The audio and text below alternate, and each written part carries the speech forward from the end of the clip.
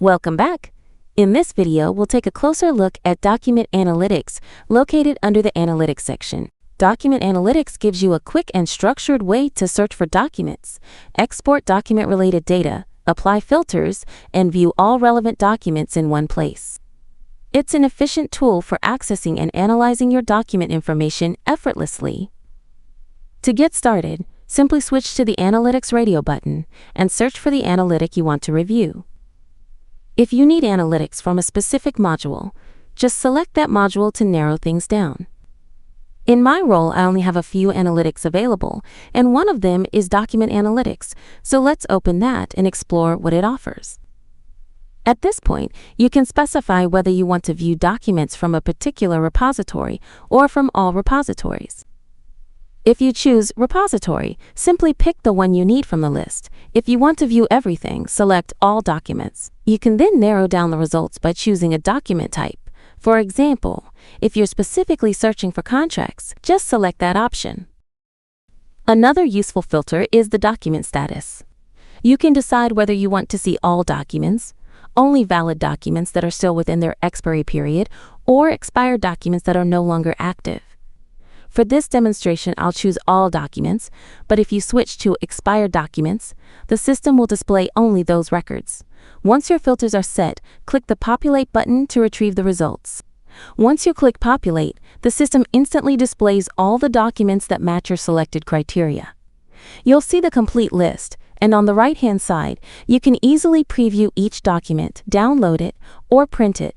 Everything is accessible in one place. To get a more expanded and clearer view of all the details, you can click the Detach button.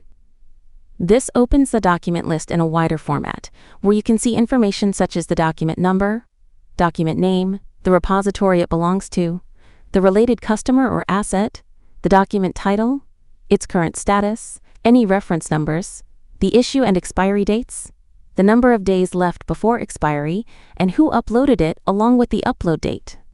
For example, if you want to specifically identify documents that are expiring within the next 45 days, you can apply that filter. The system will then narrow down the results and show only the documents that meet that condition. As you can see here, only one document is due to expire within the next 45 days. In the same way, you can also run queries for documents that are about to expire, or those that will expire before a specific date. You can even choose to view only valid documents or focus solely on expired documents that may require immediate action. Essentially, you can build your own customized data set, your own filtered list of documents, and once you're satisfied with the results, you can simply click the Excel button to export them. This means you can easily export all expired documents, documents expiring within the next 15 days, or any other set of records based on your filters. You also have full control over the columns displayed. If there are fields you don't need in your analysis, you can hide them and export only the information that matters to you. And that's how you can easily track, filter, and export documents using the Document Analytics feature.